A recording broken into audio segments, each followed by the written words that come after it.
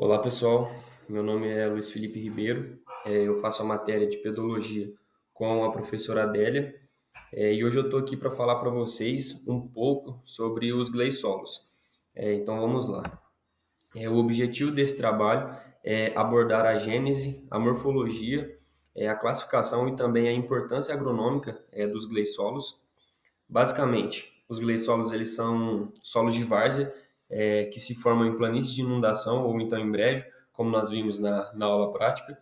O gleisolo ele fica bem próximo a um rio, o que é uma característica, né, de solo de várzeas. Os gleisolos também são solos hidromórficos, ou seja, que apresentam períodos de alagamento e secamento de água em um determinado período do ano. Bom, agora nós vamos ver algumas das definições dos gleisolos. Eles são solos saturados por água devido à proximidade do lençol freático. Eles caracterizam-se pela redução de ferro e manganês. Como o solo é mal drenado, a água vai ficar retida por algum tempo sobre a superfície, fazendo com que ele seja hidromórfico. E isso daí vai resultar nas cores acinzentadas ou azuladas que a gente pode observar aí nas imagens ao lado.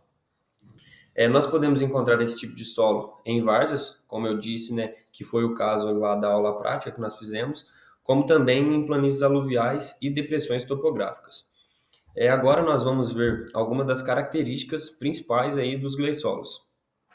Eles apresentam uma alta saturação de água e baixa aeração.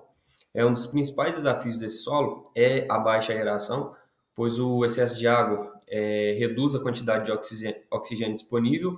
Isso vai estar podendo comprometer o desenvolvimento das plantas. A fertilidade melhor que o entorno dela, diferente de outros solos pobres e lixiviados, os gleisolos eles apresentam uma fertilidade razoável, não é nem muito alta e nem muito baixa. A sua saturação constante de água vai estar impedindo a perda excessiva de nutrientes, o que vai estar tornando os solos mais férteis que os solos ao seu redor. Necessidade de correção de pH e aplicação de fertilizantes para o uso agrícola, eles apresentam uma fertilidade razoável, porém, para um uso agrícola eficiente, é necessário que a gente esteja ali corrigindo o pH, ou então aplicando, ou então não, né? Como também aplicando fertilizantes de acordo com as exigências das culturas que nós vamos estar cultivando ali naquela área. Não possui horizonte B. É, Nos neossolos litólicos, que nós vimos na aula prática, a gente observou que a remoção ela é maior que a formação. Já aqui, no gleissolo, como nós não temos a remoção do solo acentuada, o que acontece é que, por conta das condições de alagamento, os processos como intemperismo e translocação de materiais são dificultados. Também a saturação por água reduz a oxigenação, impede o acúmulo de ferro e manganês, e limita a atividade biológica e química. E isso vai gerar um horizonte A seguido por um horizonte C glazado. O solo é mal drenado, como eu disse antes, o gleissolo ele é um solo mal drenado. Horizonte A espesso ou não, e embaixo um horizonte C glazado, como eu também disse ali. E o horizonte A é rico em matéria orgânica. Isso aí acontece pois a matéria orgânica ela é depositada pelo rio ou então pela erosão de outros solos aí que vão carregar a matéria orgânica até o gleissolo. Bom, meu nome é Isabela e eu vou falar um pouquinho sobre as limitações agronômicas. Bom, o gleissol é um solo que tem como característica principal o excesso de água, o que dificulta a entrada do ar, tornando o oxigênio um fator limitante desse solo. Outro fator limitante é o armazenamento de água. Embora ele tenha uma alta capacidade de armazená-la, é bem mal drenado. Quanto à fertilidade, ela é razoável, pois apresenta alguns desafios que precisam ser superados para que possamos ser utilizados de forma produtiva na agricultura. Por ser um solo bastante plano, a erosão e a mecanização não é um fator limitante quanto ao oxigênio e ao armazenamento de água. Vou falar um pouco sobre as aplicações agronômicas. Com o manejo adequado, diversos cultivos podem ser realizados em gleisolos. Contudo, o mais indicados são plantas que se adaptam, né, em solos úmidos, como o arroz, a pastagem e até mesmo a cana-de-açúcar.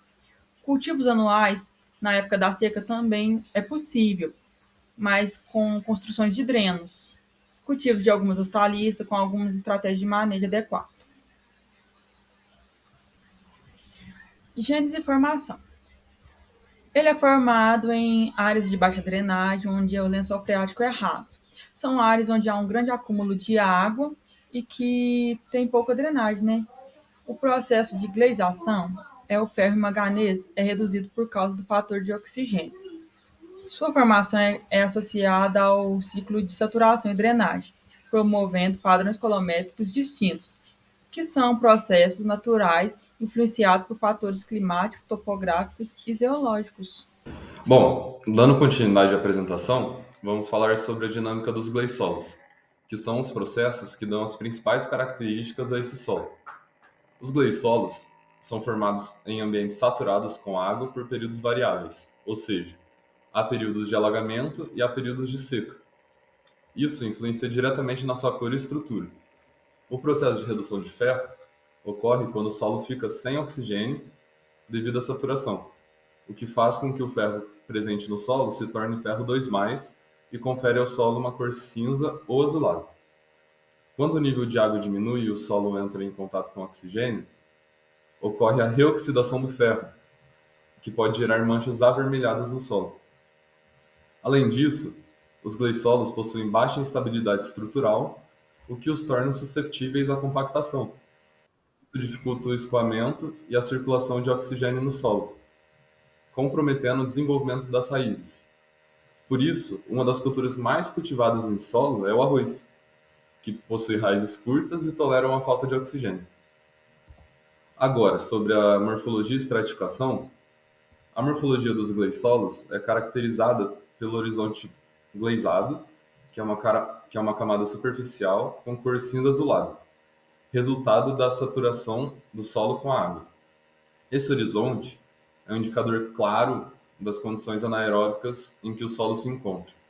E por não apresentar coloração marcante, o que domina a cor nas camadas superiores é a matéria orgânica, que se acumula pela falta de oxigênio, que por sua vez diminui a atividade metabólica dos micro-organismos e torna a decomposição da vegetação muito mais lenta. Outro ponto é a baixa permeabilidade dos gleisolos, que dificulta a infiltração da água e pode levar ao acúmulo de água na superfície, causando alagamentos temporários e impacta tanto no uso agrícola quanto na vegetação local.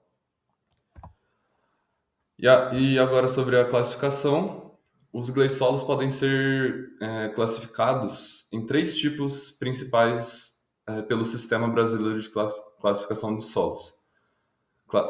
Gleisolos sálicos, que apresentam alta concentração de sais solúveis devido à saturação com água, o que pode afetar negativamente a fertilidade do solo.